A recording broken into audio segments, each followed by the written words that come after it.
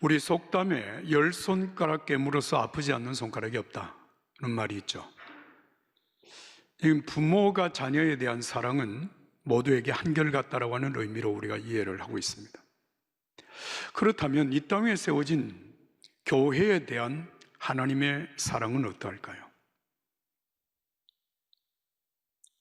오늘 제가 여러분들에게 두 교회에 관한 말씀을 잠깐 먼저 드리는데요. 하나는 고린도 교회, 우리가 읽고 있는 이 고린도 전서 후서를 보냈던 바로 그 교회이고, 하나는 빌립보 교회입니다. 세상에 어떤 교회도 어떤 조직도 어떤 사람도 마찬가지입니다만은, 여러분 처음 시작할 때부터 대단한 교회, 성숙한 교회, 그런 교회는 존재하지 않습니다.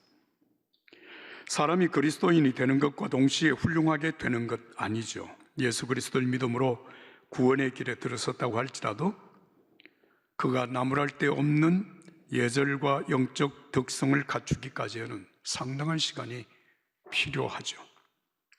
먼저 고린도 교회를 생각해 보면 이렇습니다.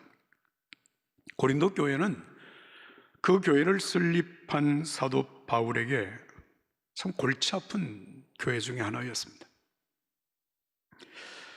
그 고린도 교회의 문제는 바울이 설립한 다른 어떤 교회가 준 것보다 훨씬 더 심각한 문제들이 많았습니다. 한 가지 문제를 해결하고 나면 곧바로 다른 문제가 또 발생하곤 하였습니다. 거기에 비하여서 빌립보 교회는 아주 달랐습니다. 빌립보서를 읽게 되면 정말 빌립보 교회는 바울에게 기쁨이었다. 그 교회에 편지를 보내면서 바울의 마음 속에는 정말 춤을 출 듯한 그런 기쁨과 감격이 마음 속에 충만했다고 하는 사실을 볼 수 있습니다. 바울 사도는 빌립보서를 통하여서 우리에게 어떻게 하면 행복하게 살 수 있는지를 말하는 것도 아니고, 또 이렇게 해야 행복해질 수 있다고도 말하지 않습니다. 다만 빌립보 교회를 생각하고 빌립보 교회에 편지를 보내는 바울 사도의 마음이 아주 기뻤다라고 하는 사실을 우리가 볼 수 있습니다. 빌립보서 1장 3절에서 5절의 말씀입니다. 나는 여러분을 떠올릴 때마다 하나님께 감사의 탄성을 지릅니다. 그 탄성은 기도로 이어져 어느새 나는 기쁜 마음으로 여러분을 위해 기도하게 됩니다. 나는 여러분이 하나님의 메시지를 들은 날부터 지금까지 메시지를 믿고 전하는 일에 우리와 함께 해 주어서 얼마나 기쁜지 모릅니다. 정말 빌립보 교회는 바울에게 큰 기쁨이었습니다. 그런데 중요한 것은 이 고린도 교회, 정말 바울 사도에게는 골칫거리였습니다. 그럼에도 불구하고 빌립보 교회에 편지를 보내는 바울 사도의 마음이 표현된 것이 고린도전서 1장 4절에서 6절 말씀인데요, 이렇게 기록합니다. 나는 여러분을 자주 생각합니다. 나는 여러분을 생각할 때마다 예수님께서 주신 사랑, 곧 자원하여 즐거운 마음으로 하나님께 나아가는 여러분의 변화된 삶에 대하여 하나님께 감사드립니다. 여러분 안에 일어난 변화는 끝이 없습니다. 그것은 말과 지식을 넘었습니다. 내가 여러분에게 전해준 그리스도에 관한 증거가 참되다는 것이 여러분의 삶을 통해 확실하게 증명되었습니다. 여러분, 만약에 내가 바울 사도의 입장이 돼서 고린도 교회 편지를 쓴다면 어떻게 썼을까 한번 생각을 해봤어요. 그 교회를 생각할 때마다 마음속에 불편한 심기를 떠올리게 되었을 것이고, 거기에 편지를 보낼 때 그 불편한 심기를 어떤 모양으로든지 표현을 했을 것이 분명할 것입니다. 그러나 사도 바울의 마음은 빌립보 교회를 향한 것이나 고린도 교회를 향한 것이나 별반 차이가 없습니다. 어떻게 이런 일이 가능했을까요? 교회를 향한 사랑하는 마음, 가득한 마음으로 교회 메시지를 보내고 있다는 것입니다. 이것은 사도 바울이 교회론에 관한 그의 분명한 입장 때문이었습니다. 교회가 뭐냐? 이 땅에 세워진 교회가 어떤 크든 작든 교인의 숫자가 많든 적든 간에 모든 교회는 예수님의 몸이라고 하는 사실입니다. 고린도전서 12장 12절 이하의 말씀입니다. 몸은 하나인데 많은 지체가 있고 몸의 지체가 많으나 한 몸임과 같이 그리스도도 그러하니라. 우리가 유대인이나 헬라인이나 종이나 자유인이나 다 한 성령으로 세례를 받아 한 몸이 되었고 또 한 성령을 마시게 하셨느니라. 너희는 그리스도의 몸이요 지체의 각 부분이라. 여러분, 교회는 그리스도의 몸이라고 하는 것입니다. 그리고 이 몸의 머리는 그리스도입니다. 이 몸의 모든 지체들은 구원받은 성도 한 사람 한 사람이 교회 지체라고 말씀하고 있습니다.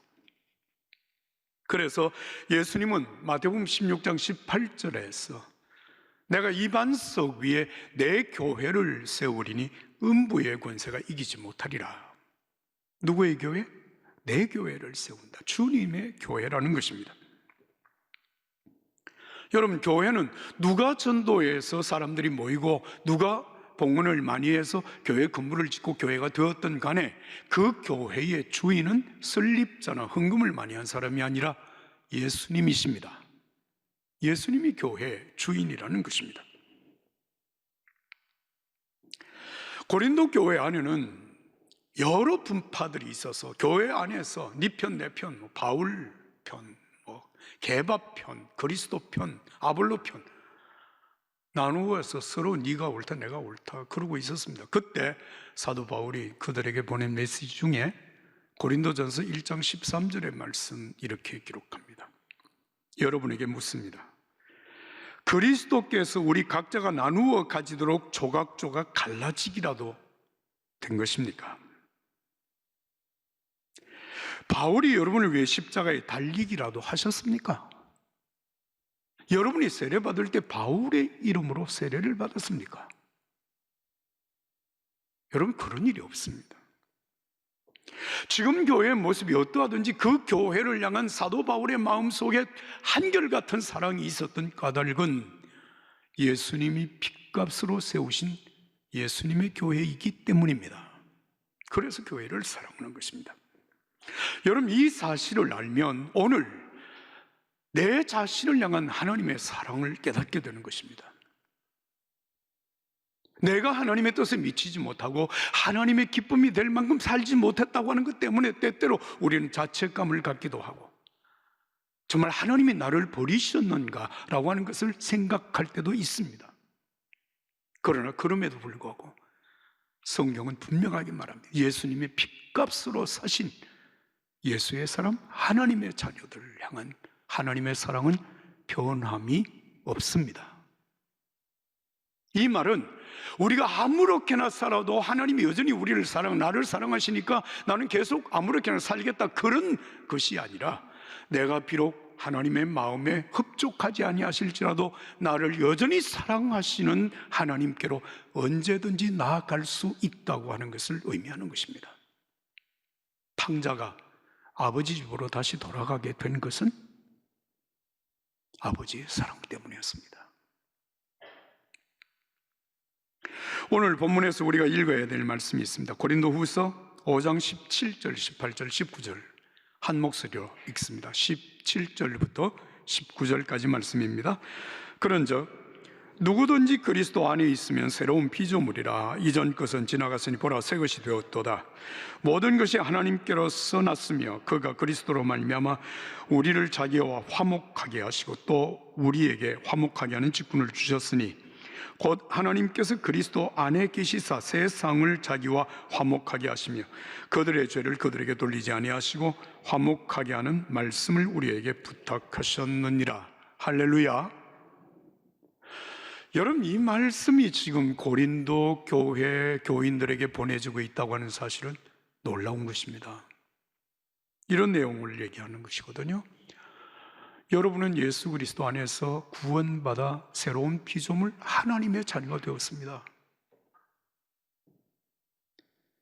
이제 우리들에게 주어진 미션이 하나 있는데 그 미션은 나 같은 죄인을 구원하여 하나님의 자녀 삼으시고 하나님과 나를 화목하게 하신 그 하나님의 사랑을 사람들에게 전파하여 모든 사람들로 하여금 하나님과 화목되게 하는 것이라는 말씀입니다.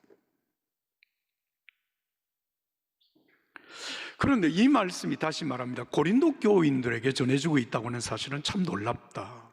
왜입니까? 고린도 교회가 어떤 교회인가라고 하는 것을 알면 그렇습니다. 사도 바울이 사도행전 18장의 말씀을 보면 아덴을 떠나서 고린도에 간 것은 주후 50년에서 52년 사이였다, 이렇게 학자들은 얘기를 합니다. 고린도에 1년 6개월을 머물면서 사도 바울이 복음을 열심히 전파해서 믿는 자들이 모였고, 그 믿는 자들로 하여금 세워진 것이 바로 고린도 교회입니다. 그런데 이 고린도 지역에 사는 사람들, 그 당시에 주변 사람들로부터 상당히 평판이 좋지 않았습니다. 이를테면 제 멋대로 굴고 독주를 좋아하고 성적으로 아주 문란한, 평판이 나쁜 사람들이었습니다. 그래서 그 당시에 사람들에게 너 고린도 사람이 되라, 이렇게 말을 하는 의미는 너 창녀가 되라, 창부가 되라, 이런 의미로 쓰여졌다고 하는 것입니다. 고린도 사람들 아주 성적으로 문란한. 그래서 제가 그것을 깊이 연구는 해보지 않았습니다만, 제가 여러 해 전에 성지순례 중에 고린도를 방문한 적이 있었습니다. 여러분, 이 여행지에 가게 되면 어느 지역을 가거나 그 지역의 특산물 혹은 그 지역에서 만들어내는 기념품들을 팔잖아요. 고린도에 갔더니 기념품 중에 아주 특별한 기념품을 팔고 있었어요. 그 기념품이 뭔가 하면 사람의 성기를 만들어서 기념품으로 파는 겁니다. 제가 그 장면을 보고 한 마음으로 제가 느낀 것이, 이 지역이 아주 성적으로 문란했던 지역이로구나 하는 것을, 그것으로 제가 생각할 수 있었습니다. 여러분, 그 지역의 풍습과 관습대로 살던 사람들이 어느 날 예수 믿고 구원받아 하나님의 자녀가 되고 그들이 모여서 교회가 형성이 되어졌는데, 여러분, 그 생활의 습관, 그들의 삶의 풍습이 하루아침에 다 청산이 되지 않거든요. 그들이 그 풍습과 습관을 가지고 교회에 들어와서 교회 안에 여러 가지 문제를 만든 것입니다. 지금 고린도전서를 보낸 때가 여러분 주후 55년경입니다. 그럼 여러분 생각해 보십시오. 이 교회가 세워진 지 불과 3, 4년밖에 되지 않는 개척교회 수준에 불과한 것입니다. 그런데 그 교회에 모여든 사람들 중에는 이런 문제들 때문에 심각하게 고민하고 있었습니다. 교회 안에 분파가 일어났습니다. 니파네파, 사분오열되어지고 성적으로 부도덕한 문제들이 교회 안에서도 나타나고 있었고, 교회 안에 문제가 생기면 이 문제를 교회 안에서 해결하지 아니하고 사회법적으로 문제를 제소해서 사회 비난거리가 되어지는 교회, 그게 고린도였습니다. 혼인의 문제, 이혼의 문제가 심각했고, 우상 제물을 먹느냐 마느냐 이 문제 때문에 심각했습니다. 공적 예배와 성찬에 대한 문제가 일어났고, 성령의 은사와 예수님의 부활의 문제까지 문제를 삼고, 교회 안이 그냥 이게 도대체 교회인가라고 할 정도의 어려움을 겪고 있었던 것입니다. 이런 고린도 교회에게 첫 번째 편지 고린도전서를 보내서 이런 문제를 어떻게 해결할 것인가, 그리고 해결의 실마리를 다 정리해 준 것이 고린도전서이거든요. 이 편지를 보내고 어느 정도 교회가 조금 안정이 되어져 가는 그 과정 속에서 고린도 교회는 또 다른 문제가 발생을 합니다. 예루살렘에서 온 사람들,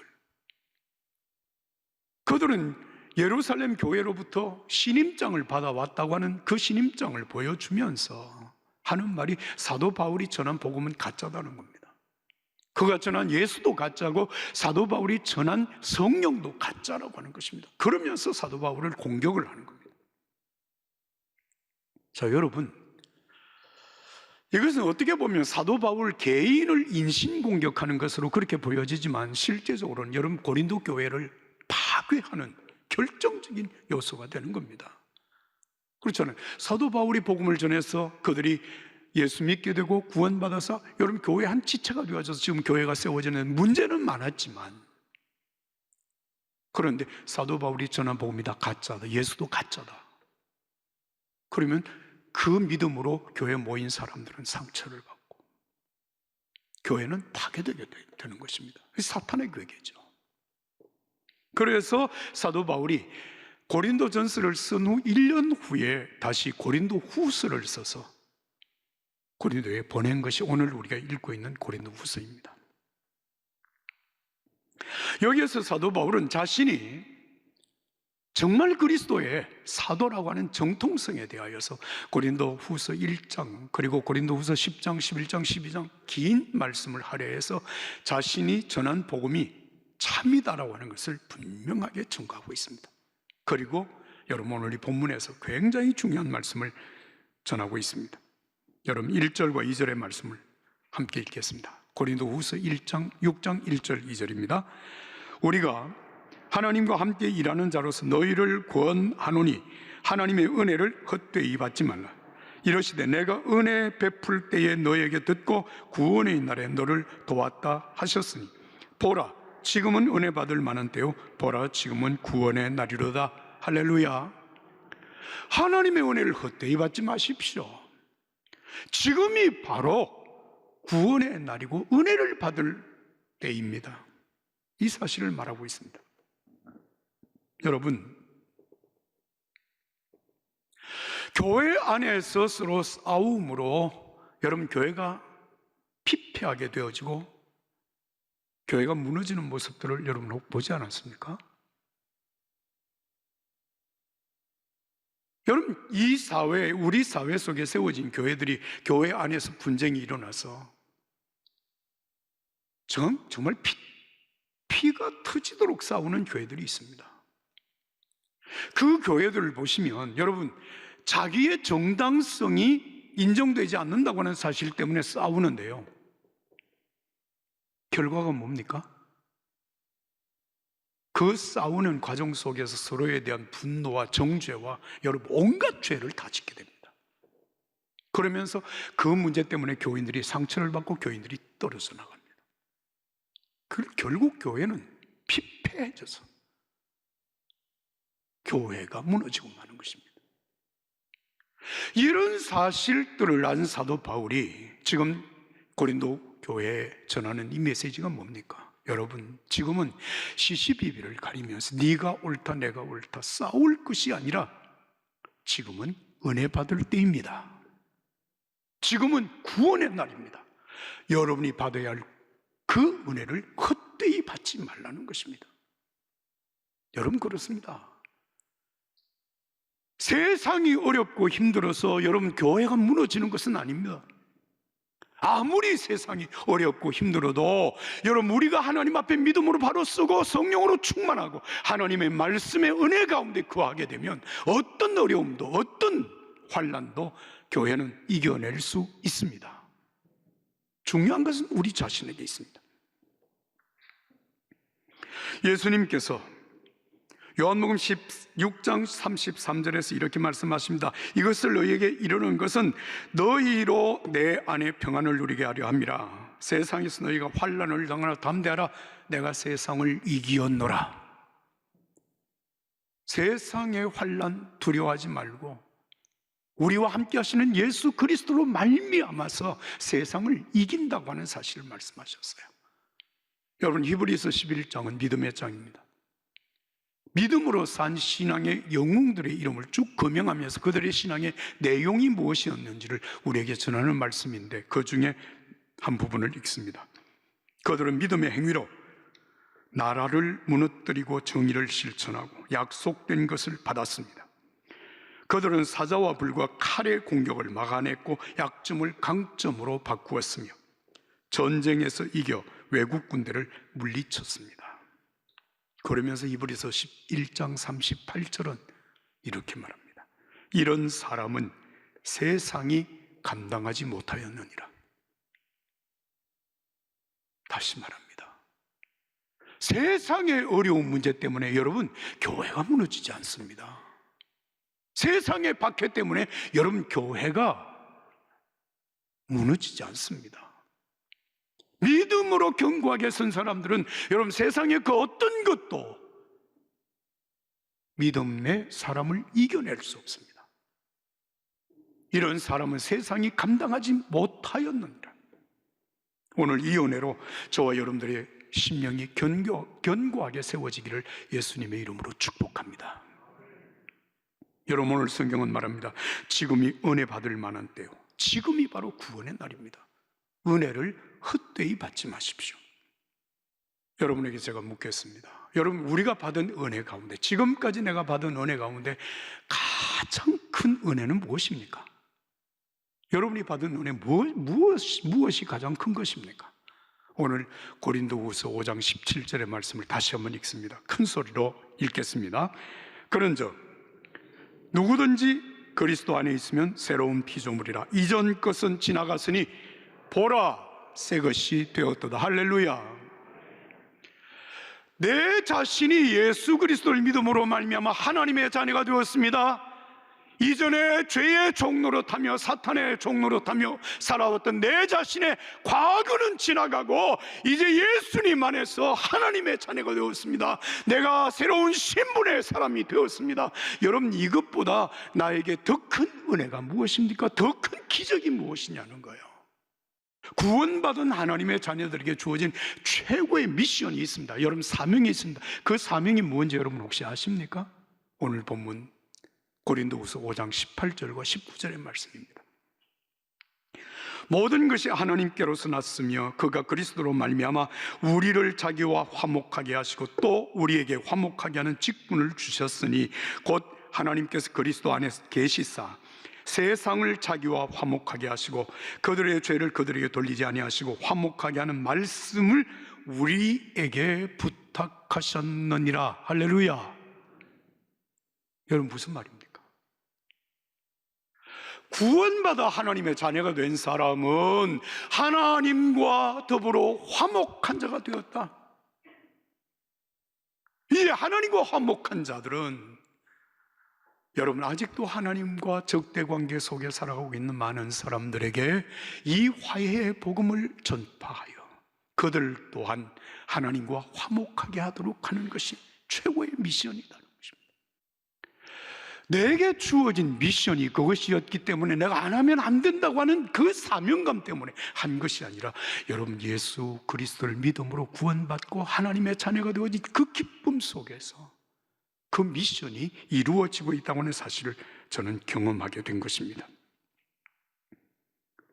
우리는 하나님과 화목하게 된 하나님의 자녀들입니다. 제가 여러분들에게 묻겠습니다. 여러분들이 분명하게 대답을 아멘으로 해보시기 바랍니다. 여러분, 예수님을 믿으십니까? 예수님을 믿음으로 내가 하나님의 자녀이라고 하는 사실을 믿으십니까? 오늘 우리가 예배하는 것이 내가 하나님의 자녀이기 때문이라고 믿으십니까? 하나님의 자녀입니다. 하나님의 자녀는 하나님과 화목한 자가 된 하나님의 자녀입니다. 우리에게 주어진 최고의 미션, 아직도 여러분, 우리 주변에 세상에 재물 많이 가지고 세상에 이런 명예, 높은 명예를 가지고 세상에 온갖 것들을 다 누리며 살지만 하나님과 적대관계 속에서 죄악 가운데 살아가는 사람들이 얼마나 많은지 모릅니다. 그들에게 우리가 할 수 있는 일이 무엇이겠습니까? 예수 그리스도의 그 놀라운 진리, 복음의 진리, 구원의 진리, 하나님과 적대관계 속에 살고 있는 그들을 하나님께로 인도해서 하나님의 자녀로 살도록 화목하게 하는 직분을 감당하는 것입니다. 여러분, 이번 부흥회 때 우리가 다시 우리 마음속에 이미 주신 하나님의 은혜를 불일듯 일어나게 하고 잃어버린 구원의 감격과 기쁨을 간직하고, 여러분, 이 소중한 사명을 감당해 나가는 저와 여러분 모두가 되기를 예수님의 이름으로 축복합니다.